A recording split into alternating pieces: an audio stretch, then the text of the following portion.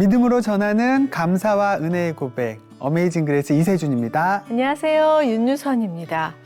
혹등고래 아시죠? 그 드라마. 맞아요. 예. 이상한 변호사 우영우를 보신 분이라면은 대강 혹등고래 이미지가 떠오르실 텐데요. 네. 거대한 몸집을 가진 혹등고래는 바다의 수호천사라고 불릴 만큼 선한 성격을 가졌다고 하는데요. 가끔씩 물개나 물고기 같은 바다 생물을 지켜주는 행동이 관찰이 된대요. 혹등고래가 왜 위험에 처한 해양 생물과 또 사람을 구해주는지를 두고 고래 행동 연구 전문가들이 연구에 나서 봤지만 아직까지 정확한 이유는 밝혀내지 못했다고 합니다.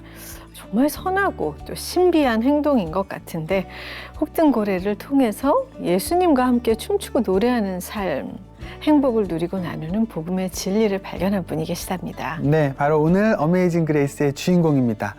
뉴욕에서 17년 동안 만여 명의 청년들을 목양하신 21일간의 묵상집 춤추는 고래는 행복하다의 저자 류인현 목사님이십니다. 안녕하세요. 안녕하세요. 목사님 네. 와주셔서 감사합니다. 네, 감사합니다. 자, 21일간의 묵상 춤추는 고래는 행복하다. 예. 이 고래가 굉장히 낯익어요. 왜 익숙하죠, 이게? 혹등고래고 그게 그 이상한 변호사 우영우에 많이 나와서 많은 맞아요. 분들이 사랑한 고래로 알고 있습니다. 이 그림을 그리신 분하고도 어떤 인연이 있으신가요? 그 저희 교회 출석하고 뉴욕에서 활동을 많이 하다가 서울에 와서 활동하고 있는 신문섭 작가라고 예. 그 작가가 네. 이제 혹등고래 그림을 굉장히 크게 그려서 저에게 선물해주고 서울에 갔어요. 예. 그래서 이 우영우 전에 저는 이 혹등고래를 알았습니다. 네, 그러고 그러시구나. 있더니 이제 그 우영우가 나와서 네. 더 반가웠고 그 그 이후로 잠깐 이제 출연하고 예, 그러니까요. 출연하시고 네. 더 반가우셨겠어요. 그리고 이제 또 그 우연히 다큐멘터리도 보고 하면서 이 혹등고래의 매력에 제가 빠졌죠. 어떤 매력이 있을까요? 뭐 바다 물개나 여성을 구조하는 얘기도 있을 뿐만 아니라 네. 또 본인이 이제 이 혹등고래가 죽을 때 바다 깊은 곳으로 내려가서 이산화탄소를 다 끌어모으고 내려가요. 네. 그게 그 양이 나무 천 그루의 나무가 이산화탄소를 빨아들이는 양이고 어머. 그렇게 정화시켜서 내려가고 본인이 죽을 때 그 사체가 다 플랑크톤의 먹이가 돼서 그 해양 생물들을 살리는 네. 그 모습 속에선 예수님의 모습을 본 거죠. 본인이 십자가에 돌아가시면서 우리를 살리시는 이 모습이 혹등고래에게도 있구나. 네. 그래서 아주 너무 신기해서 또 이야기를 해보고 싶었던 것 같습니다. 네.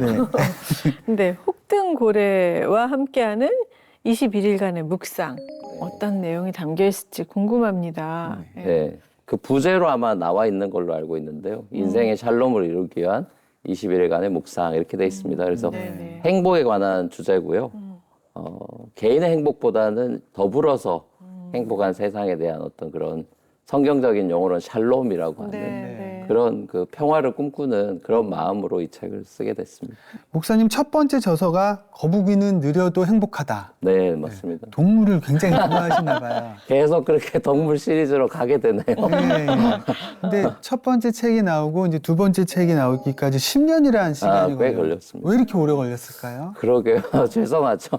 독자들이 그 첫 번째 책을 많이 사랑해 주셔서 계속 두 번째 책을 내달라고 이렇게 부탁도 많이 하셨던 것 같아요. 네. 근데 뭐 희한하게 하여튼 저도 뭐 목회하느라 바빴다는 핑계를 댈 수 있을 것 같고 근데 하여튼 하나님께서 또 마음을 주셔서 이렇게 팬데믹 기간에 좀 이렇게 글을 모아서 쓰게 됐던 것 같습니다. 네네. 네. 아니 그 목사님께서 10년이 지나도 변치 않고 행복에 관심을 네. 두셨네요. 네, 이 시대의 청년들, 저는 이제 청년 목회를 많이 했으니까 청년들을 보면서 행복했으면 좋겠다는 마음이 많았던 것 같아요. 네. 젊은이들이 행복한 교회, 네. 뉴욕의 뉴 프론티어 교회에 17년 동안 1만 명의 청년들을 네, 뭐 아무래도 뉴욕은 인앤아웃이 워낙 많은 도시다 보니까 예. 정말 1년에 정말 많은 분들이 오시고 또 많은 분들이 한국으로도 많이 귀국하셨고 네네. 전 세계로 많이 흩어지시기도 하고 아무래도 제가 17년 동안 이렇게 있다 보니까 정말 많은 사람들을 만난 것 같긴 합니다. 전 세계 어디를 가도 청년들이 목사님 반가운 청년들이 예, 있겠네요. 많이 있습니다. 네, 집회를 가면 항상 이렇게 있더라고요. 심지어 오늘 녹화 전에도 한 명 만나셨잖아요. 맞아요. 저희 여기서 이제 스텝으로 일하시는 분의 자녀분이 네. 예, 그 교회 네, 신도였어요. 네, 네, 네. 세상에. 이런 일이 되게 많으신 것 같은데 네. 방금 말씀해 주셨지만 이렇게 뉴욕이라는 도시 특성이 인앤아웃이라고 네. 표현하셨는데 와서 정착해서 늙을 때까지 있는 게 아니고 네. 뭘 배우든지 뭘 하든지 이제 거쳐가잖아요. 네, 네. 뭐 그리고 청년들의 좀 특징이라고 할까? 목회하시면서 어떤 면들이 가장 마음이 쓰이셨을까요? 청년들이 이제 유학을 오거나 이렇게 뭐 직장 때문에 오거나 하면은 네. 아무래도 가족이 없잖아요. 그렇죠. 그게 제일 크죠. 네. 그러니까 정서적인 안정이 필요한데 엄마 밥을 그리워하고 그러니까 이제 밥을 대접하거나 우리 장로님들이 대접해 주시거나 리더들이 집에 초청해서 밥을 함께 교제 나누고 그러면서 이 사랑을 느끼는 것 같아요. 우리 유학생들이나 청년들은. 그렇죠. 예. 네. 그래서 특히, 그게 제일 중요한 사역의 하나가 아니었을까 그런 생각을 해봅니다. 네. 아니, 보통 이제 제일 경쟁이 치열한 곳이고 네. 또 뭐라 그러죠? 물질적인 곳이잖아요. 그렇죠, 그렇죠. 네. 세속화가 그렇죠. 가장 빨리 그렇죠. 진행되는 곳. 예. 그러니까 맞습니다. 젊은이들도 많이 힘들고 지치고 네, 할 때 맞습니다. 가족처럼 네, 품어주는 교회가 그래서 보통은 청년들이 제2의 가족을 만난 것 같다는 고백을 제일 많이 들었던 것 같습니다. 네. 뭐 모든 분야가 그렇지만 이제 음악도 이제 뉴욕에서 공부하다 오신 분들 만나면 이제 막연한 그 동경심과 부러움 이런 게 있거든요. 그래서 나도 그런 거 나도 한 살이라도 더 어릴 때 해봤어야 되는데 막 그런 얘기하면 사실은 뭐 뉴욕에서 공부하고 왔다는 그 타이틀 자체는 너무나 이제 폼이 나 보이지만 그 안에 너무 힘들었다 그렇죠, 이런 얘기도 힘들죠. 많이 네. 하거든요. 네, 근데 맞습니다. 그 중에 이제 교회가 많은 위안이 되었다 이런 얘기를 많이 하시는데 이제 그런 귀한 네, 얘기를 해주신 맞습니다. 거예요, 네. 직접. 근데 뉴욕이 이제 젊었을 때 진짜 살아보고 싶던 네. 도시였는데 언젠가 나이가 좀 들고 가니까 와 여기 세상 못 살 것 같은 그런 마음이 들더라고요. 네, 맞습니다. 네, 근데 목사님 어떻게 뉴욕에서 목회를 할 생각을 하셨어요? 처음에는 저도 이렇게 유학을 25년 전에 가서 이제 신학을 공부하고 박사공부까지 다 마치고 이제 한국 교회로 돌아와서 이제 아버님도 그때는 생존해 계셨고 목회를 하고 계셨으니까 네. 돌아와서 이제 같이 저도 목회하겠다 이런 마음이 컸었는데 희한하게 하나님께서 중간에 이렇게 박사학위 떨어지게 하시고 그래서 네.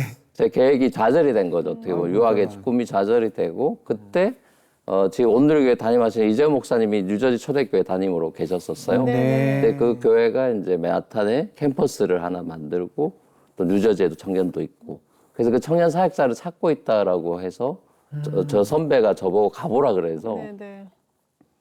이게 하나님 뜻인가 싶어서 이제 말씀 전화로 한번 갔다가 이게 하나님 인도하심인 것 같다라고 했는데 아니나 다를까 이재 목사님이 콜링을 하셔서 사역자로 와줬으면 좋겠다고 하셔서 네. 그때부터 청년 사역을 시작해서 17년 동안 이렇게까지 됐네요. 네. 방금 이제 아버님께서도 목회를 하셨다고 네, 하셨는데 네, 네. 아버님께서 하나님을 만나신 과정이 굉장히 특별하다고 들었습니다. 예, 아버지는 어떤 분이셨을까요? 아버님이 그 10대 고아가 되셨어요.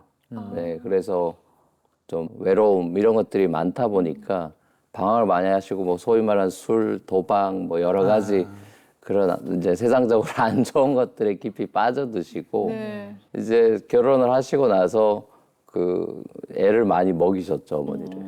그래서 어머님이 거의 이제 스스로 목숨을 끊고 싶어도 많이 하셨고 너무너무 구타도 있고 막 힘드셔가지고 그런 시간들을 보내시다가 이제 이웃 주민의 이제 전도를 받아서 어머니가 이제 교회를 처음 가게 된 거죠. 네. 그래서 이제 거기서 어머니가 은혜를 받으시고 이제 아버님도 이제 어떻게 전도를 해보겠다 그러면서 이제 기도하시고 하다가 예전에는 부흥 사경회가 시골에서 많았잖아요. 그래서 그때 이제 아버님이 엄마 따라서 이제 갔다가 나름 아버님도 이제 예수를 믿어보겠다는 마음이 있으셨던 것 같아요. 그리고 하나님께서 이제 마지막에 진짜 마음을 만지셨는데 그 사건이 불아궁이에다가 이제 성경도 태우고 이제 모든 책을 다 태우고 왜요? 하나님이 자기는 안 만나준다는 생각을 하셨던 것 같아요. 기도했는데 네, 응답을 잘 안 되는 것 같다 이렇게 생각하시고 포기하는 마음으로 이렇게 하시려고 하시다가 마지막에 이제 그 잠언 말씀이 되게 크게 들어왔는데 그게 의인은 7번 넘어져도 8번 일어서느니라. 그 우리가 흔히 세상적으로도 7.8기로 알고 있는 예. 그 말씀에 그 마음에 크게 와닿아서 하나님이 다시 용기를 주시고 희망을 불어넣어 주시는 그런 그 소위 말 성령 체험이겠죠. 예. 그리고 이제 그렇게 하시면서 완전히 회심이 되게 되시고 또 얼마 후에 그 부흥사경회에서 그때는 일주일 했대요. 새벽, 아침, 저녁. 그래서 일주일 하는 그 부흥사경, 예, 부흥사경회에서 그야말로 엄청나게 성령을 만나서 회심하시면서 하도 우셔가지고 그 시골의 마룻바닥이 다 거의 까맣게 다 이제 눈물 자국으로 돼서 나중에 거기가 썩어 들어갈 정도로 굉장히 많이 우셨대요. 엄청 회개를 회개를 그동안 많이 하신 하셨네, 많이 하셨나 봐요. 그래도 그걸로도 이제 모자라서 너무 예수님 만난 게 감사해서 전국을 2, 3년 그냥 무전으로 돌아다니면서 복음 전도 기차 여행을 하셨죠. 그렇게 하시다가 그걸 또 성에 안 차서 돌아오셔서 시골교회 목사님, 담임 목사님께 자기가 목사가 돼도 되겠냐고 그렇게 이제 예. 여쭤보셨대요. 네. 그러니까 그 목사님께서 그럼 신학교를 가봐라. 그렇게 해서 신학의 길을 가시게 됐죠. 그래서 목사님은 아버님, 어머님의 그 신앙으로 믿음. 모태신앙입니다. 모태신앙을 네, 하시고. 딱 아버님 회심하시고 이제 딱 그 순간에 제가 임신해 있었다고 하시더라고요. 그러면 태어나고 자라면서 이제 자연스럽게 나도 목사님이 되어야 되겠다 이런 생각하셨겠네요. 저는 생각이 없었는데요. 어쩌다 이렇게 되셨나요? 아버님이 늦게 회심하고 늦게 예수님을 믿으신 게 너무 하나님께 죄송한 마음이 많았나 봐요. 은혜가 컸지만 너무 이렇게 허송세월을 많이 했다 싶으셨는지 예. 형님하고 저가 어릴 때 이 둘이 안수를 하시면서 하나님께 바쳤습니다. 이렇게 소위 말한 서원을 하신 거죠. 그래서 이제 그 초등학교 때 제가 어릴 때만 해도 학교 가면 이제 선생님들이 커서 뭐 장래 희망 이런 거 막 물어보고 그랬을 때 아무 생각 없이 목사라고 했던 것 같습니다. 아버님이 계속 말씀하셨어요. 네, 가정 예배 때마다 또 기도를 그렇게 하셨죠. 네. 그 형님도 목사님. 목사님. 네. 근데 특별한 가훈이 있었다고 저는. 네, 진짜. 그래서 아버님이 그 붓글씨로 이제 딱 어느 날 쓰시더니 뭘 걸어 놓으시더라고요. 그때 봤더니 그 거실에 걸어 놓은 게 가훈이라고 적으시고 한국말로 모든 일을 다 하나님의 영광을 위하여 하라 이렇게 적어 놓으셨더라고요. 그래서 어릴 때도 학교 가면 가훈도 많이 물어봤는데 네. 뭐 정직, 성실 이런 거 대답하고 그랬는데 저는 초등학생 때 일어나서 모든 일을 하나님의 영광을 위하여 하라 이렇게 선생님께 대답했던 기억도 납니다. 와, 예. 네, 혹시 가훈이 어렸을 때 가훈이 있으셨어요? 뭐 그때 선생님이 물어보시면은 그때 만들어서. 저도 그랬어요. 특별한 게 이렇게 써서 붙여놔 주시면 우리도 대답하기 편했을 텐데 그게 딱히 없어가지고 진짜 학년 바뀔 때마다 제가 만들어가지고 제 생각대로 적어내고 막 그랬었거든요. 아니 근데 목사님께서 그러면 한 번도 일탈 없이 그냥 착실하게 목회자로서의 길을 밟아 오신 거네요? 대학을 가서 처음으로 새로운 세상을 만났던 것 같습니다. 네. 완전히 철치 보이로 자랐다가 일반 대학 갔더니 다 막 술판이 벌어지고 세상 문화를 처음 본 거죠. 그래서 네. 되게 문화 충격을 받고 세상을 조금 눈을 뜨게 되고 그러면서 좀 신앙적인 고민을 했던 것 같습니다. 네. 근데 이제 군대를 가서 다시 좀 이렇게 주님을 뜨겁게 만났던 그런 계기가 됐던 것 같습니다. 네. 큰 일탈은 뭐 없었던 것 같긴 네, 한데. 네. 아니 근데 뭔가 좀 이렇게 일탈이나 뭐 지금 청년들의 삶을 공감하시기에 네. 목사님이 너무 고생은 했죠. 네. 고생은 많이 했습니다. 네. 왜냐하면 어릴 때 아버님이 목회를 하실 때 개척교회를 이제 창원이라는 곳에서 했는데 그 당시에 창원은 굉장히 시골이었고 예. 또 저희 사택이 그 번지가 없었습니다. 집 주소가 없었어요. 산에. 왜냐하면 산에 있었기 때문에.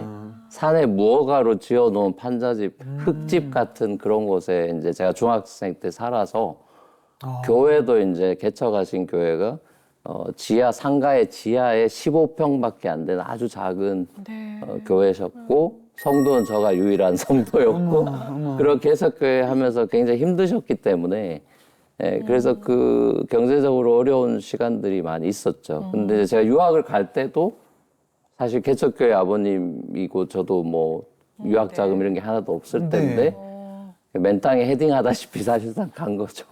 진짜 용기 있게 도전하신 건데 그만큼 믿음이 크셨던 걸까요? 그건 아니고 대학 졸업할 때 고민이 많았습니다. 유학을 갈 형편이 아니었는데 마음에는 계속 그 열망이 있었어요.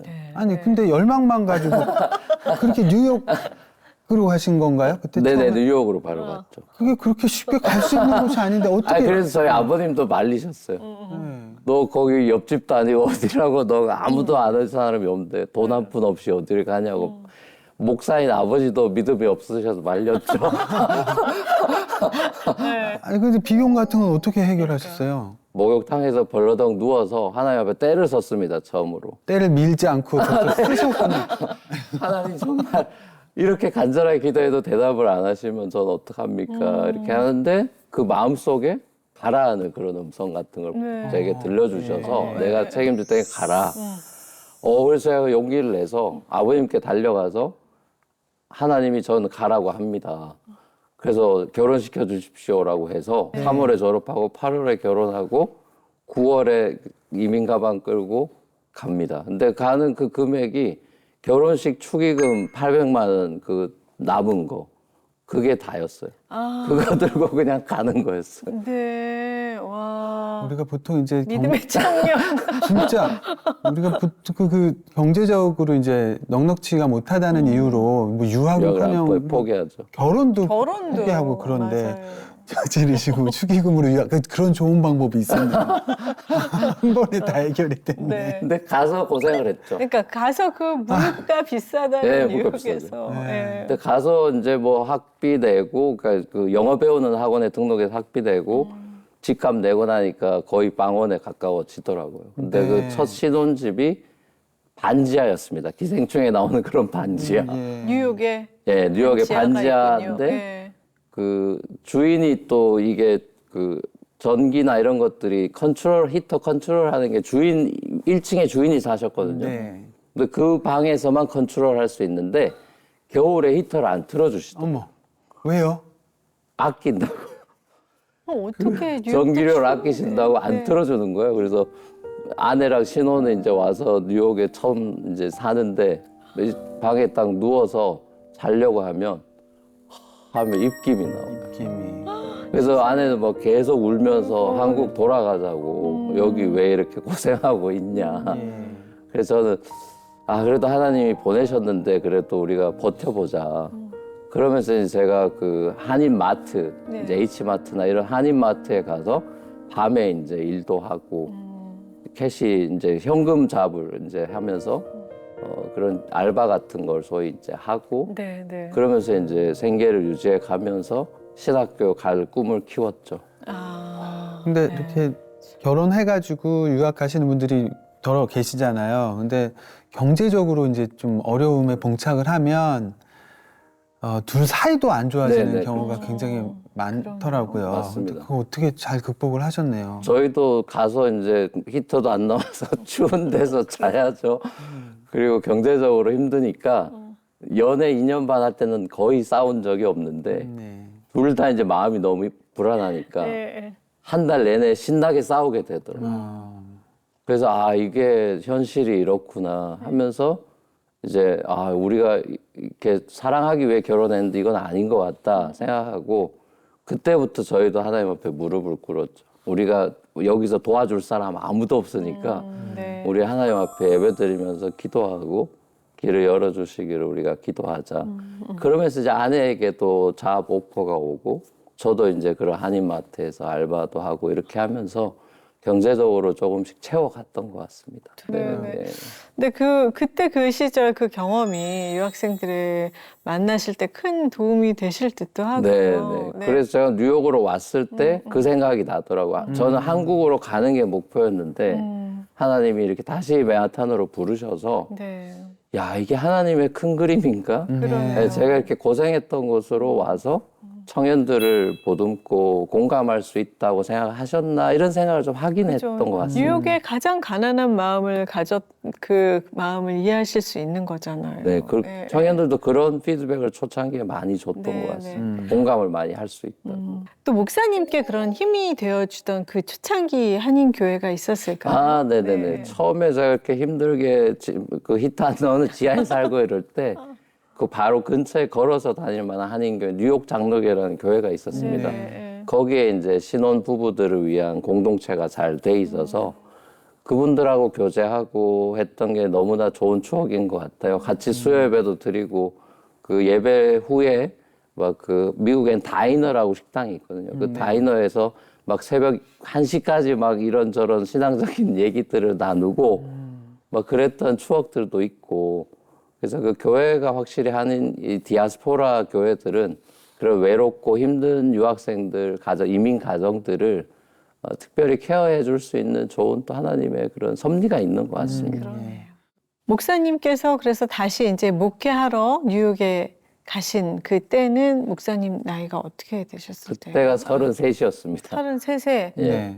이제 다시 목회하러. 예, 목회하러 33이었어요. 네네네. 그 후에 36쯤에 이제 그 굉장히 교회가 부흥됐다고 네네네. 들었습니다. 그때 이제 네.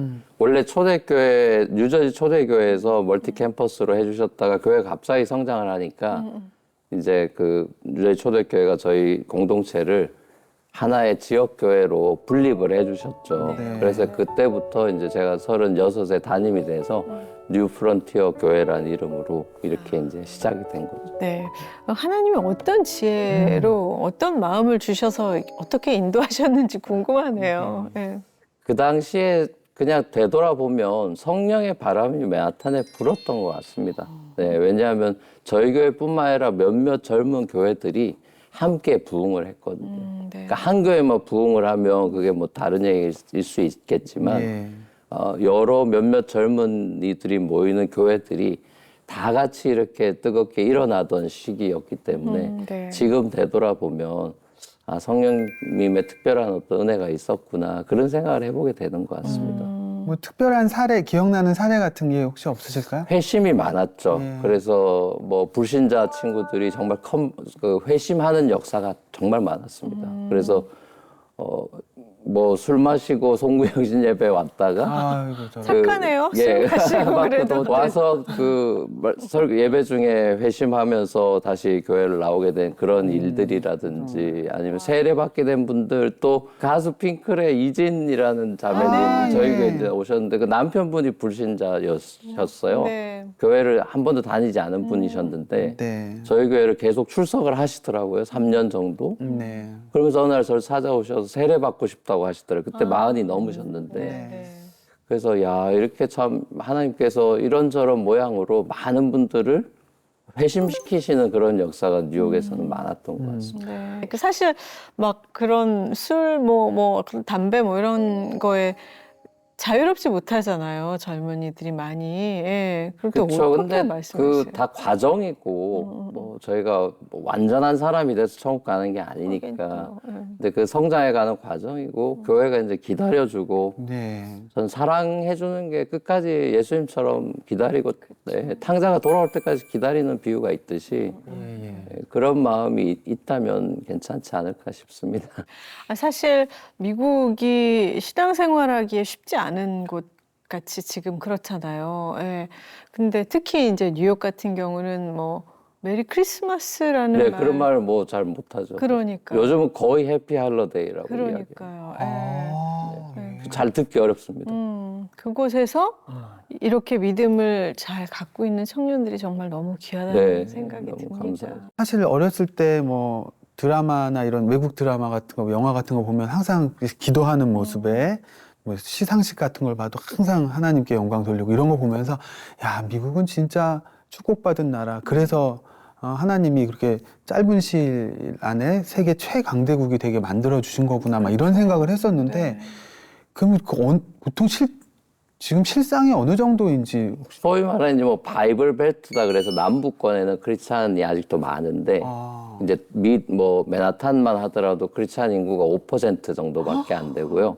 뭐 보스턴도 마찬가지. 미 동부 지역은 굉장히 복음화율이 낮습니다. 그리고 실리콘밸리라든지 또 서부도 낮고요. 그러니까 이게 중부, 남부 요런 소위 말하는 약간 컨트리 사이드 시골이라고 불리는 그런 데는 그래도 크리스찬 그 복음화율이 높지만 전체로 이렇게 대도시권에서는 굉장히 낮죠. 그러면은 다른 종교가 대체를 하고 있는 거예요? 아니면 그냥 무종교인들도 많고요. 예. 그 뉴욕에 있는 그 하이스쿨 다니는 친구인데 너희 반에 몇 명이냐? 30명. 그럼 거기에 크리스찬 몇 명이냐 물어봤더니 2명이래요. 자기 포함해서 30명 중에 2명이라는 거예요. 그래서 제가 깜짝 놀라서 그럼 다른 친구들은 다른 종교냐? 뭐 유대교, 이슬람 이런 거냐 물었더니 그 무신론이 더 많다는 거예요. 무종교인이 더 많대요. 왜 그러냐고 물었더니 요즘 아이들은 종교보다 과학을 더 믿는 것 같아요. 이렇게 대답하더라고요. 그래서 저는 이제 이런 시대 흐름에서 교회의 역할은 베드로전서 3장 15절 16절인 것 같아요. 너희 마음의 소망을 묻는 자들에게 대답할 말을 준비해 둬라. 그게 이제 베드로전서 3장 15, 16절 말씀이거든요. 옛날에는 그냥 막 가서 공격하는 어떤 전도나 이런 거였다면 이제는 사람들이 인생의 질문, 행복에 대한 질문을 가지고 인문학이 다 뜨거운 이유도 다 질문이 많기 때문에 그런 질문에 대해서 기독교가 대답을 할 준비가 돼 있어야 되는 것 같아요. 그래서 그 대답이 시원찮으면 이제 전도가 잘 안 되는 거겠죠.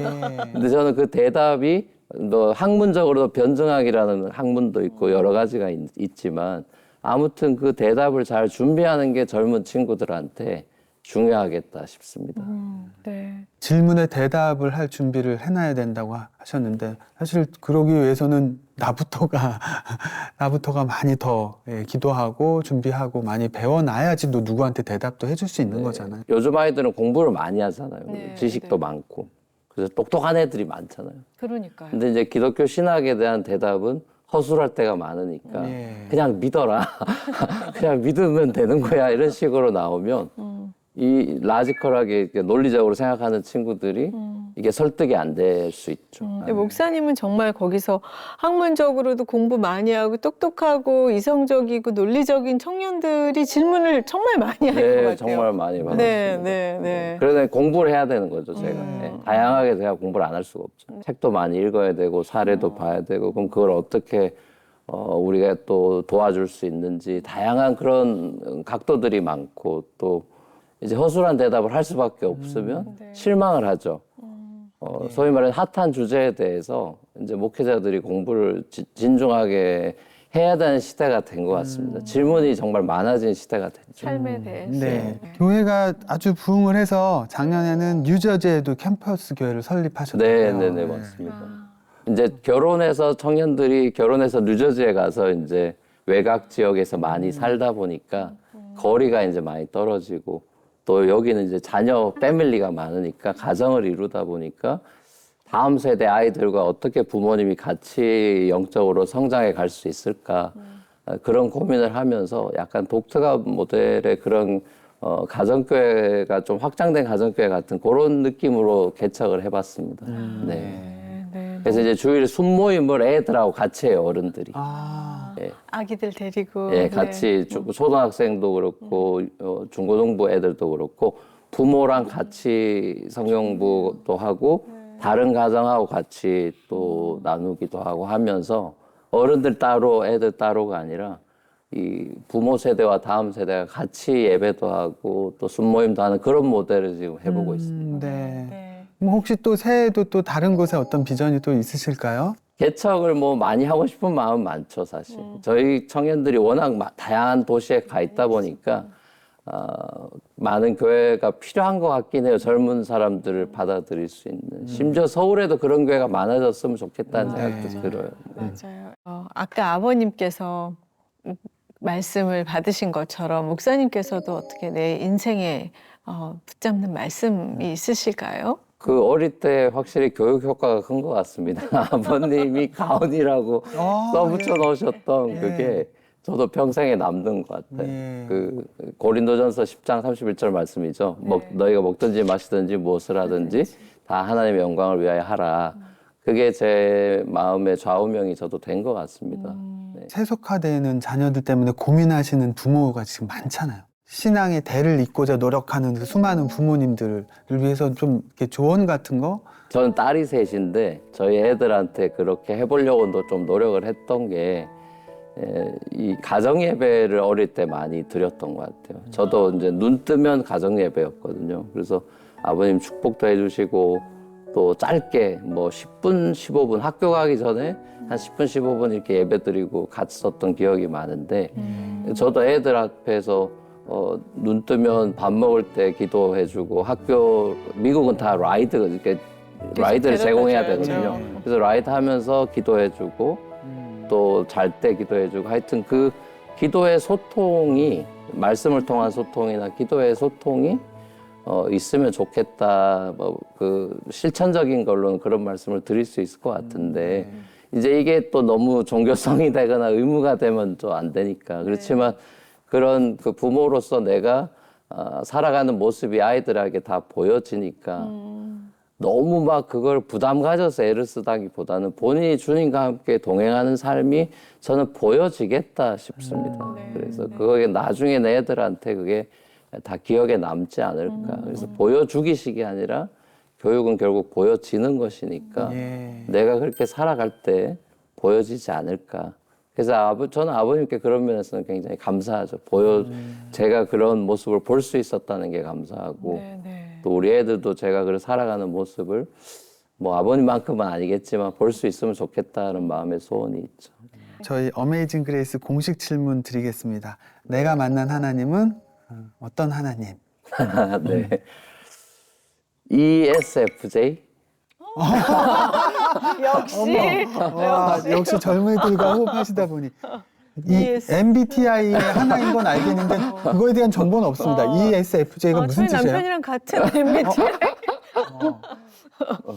뭐 아마 사교성이 뛰어난 외교관 아마 이렇게 그 아마 닉네임은 나오는 것 같아요. 그러니까 네. 대인 관계를 잘하시고 또 따뜻하고 네. 뭐 이런 피겨인 것 같아요. 그냥 제가 이제 그렇게 그냥 뭐 물론 그 MBTI는 정확하진 않고 또 거기에 약점도 있으니까 뭐 하나님에게 약점이 없으니까 거기에 그렇게 표현하는 게 말이 안 되지만 그냥 그런 하나님이 저희를 사랑으로 대해주시고 또 따뜻하게 대해주시고 네. 또 너무 이렇게 거기 특징에 보니까 로열이 나오더라고요. 되게 충실하다. 책임을 잘 지고 끝까지 버리지 않는다. 이런 그게 MBTI에 있더라고요. 예, 그래서 예. 이거 정말 하나님의 특징인데 싶어서 그냥 이렇게 말씀을 드렸습니다. 이야, 하나님을 MBTI로 역시 젊은이들을 많이 만나시니까. 네, 그러네요. ESFJ 어떤 특징을 갖고 있는지 찾아봐야 될 것 같아요. 네, 목사님 아버님께서 주님을 만나서 이렇게 정말 많은 변화가 있으셨고 또 그 신앙의 씨앗이 태평양 건너 이국 땅에서 이 젊은 한국의 방황하는 청년들, 열정을 갖고 간 그 청년들에게 복음으로 살리는 열매가 맺게 되는 그런 역사를 진짜 누가 상상이나 했을까 싶습니다. 예. 하나님의 계획은 정말 빈틈없고 놀랍다는 생각을 다시 하게 되네요. 네, 모두가 뭐 세상이 각박하다, 세속화가 문제다, 청년들 너희들은 뭐 책임감이 없다, 막 이렇게 탓할 때 네. 이렇게 참 보듬어 주시고 같이 응원해 주시고 보여주시고 기다려 주시고 하는 그런 시간들을 그런 세월들을 우리가 같이 느껴볼 수 있는 그런 좋은 시간이었던 것 같습니다. 감사합니다. 어쩌면 그래서 그곳에 한국의 믿음 있는 청년들의 역할이 더 크지 않을까 하는 네, 기대를 네, 하게 됩니다. 네, 맞습니다. 5%밖에 안 되는 가운데 세상에 얼마나 귀한 자녀들입니까? 네. 예. 이제 노래로 위로와 축복의 선물을 해드리는 이세준의 선물 시간입니다. 네, 제가 어렸을 때부터 대회에 참석해서 찬송가를 많이 불렀었는데 그때 많이 부르던 곡이거든요. 왜 이 곡을 골라주셨을까요? 가정 예배 때 제일 많이 불렀던 예. 아버님이 제일 최애곡입니다. 예. 그래서 저도 어릴 때 많이 불렀고. 네, 네. 그래서 오늘은 찬송가 384장 나의 갈 길 다가도록 제가 준비해봤습니다. 네, 목사님 어제 오셔서 피곤하실 텐데 오늘 세상에. 이렇게 오셔서 귀한 간증 네. 나누셔서 감사합니다. 감사합니다. 네, 놀라운 하나님 은혜에 대한 감동과 감사의 고백 어메이징 그레이스 오늘 여기까지 하겠습니다. 고맙습니다. 고맙습니다.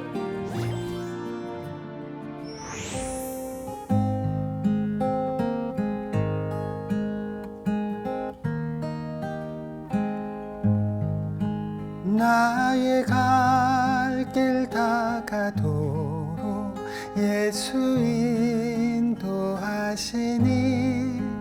내 주 안에 있는 긍휼 어찌 의심하리요. 믿음으로 사는 자는 하늘 위로 받겠네. 무슨 일을 만나든지 만사 형통하리라. 무슨 일을 만나든지 만사 형통하리라. 나의 갈 길 다가도록 예수 인도하시니 그의 사랑 어찌 큰지 말로 할 수 없도다.